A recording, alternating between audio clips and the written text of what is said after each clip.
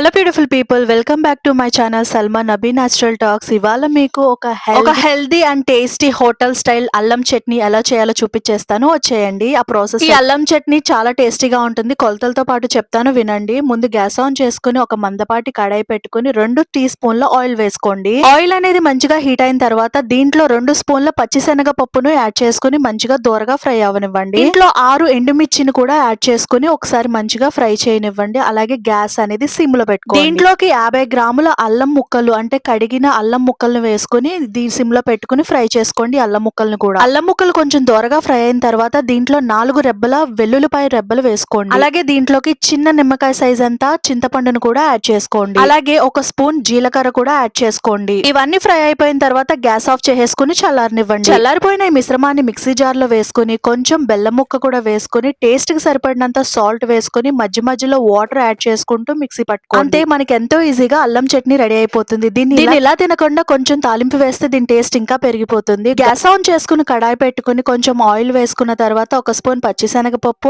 ఆవాలు, జీలకర్ర, కరివేపాకు ఫ్రై చేసుకుని దోరగా ఫ్రై అయిన తర్వాత మన అల్లం చట్నీలోకి తాలింపు వేసేసుకుంటే యమ్మీ అండ్ టేస్టీ హోటల్ స్టైల్ అల్లం చట్నీ రెడీ అయిపోతుంది. ఈ చట్నీని దోశ, ఇడ్లీ, పెసరట్లు అన్నిటిలో కూడా తినొచ్చు. తప్పకుండా ఈ అల్లం చట్నీని ట్రై చేయండి. అలాగే నా వీడియోస్ నచ్చితే నా ఛానల్ ని సబ్స్క్రైబ్ చేసుకోవడం మర్చిపోకండి ప్లీజ్.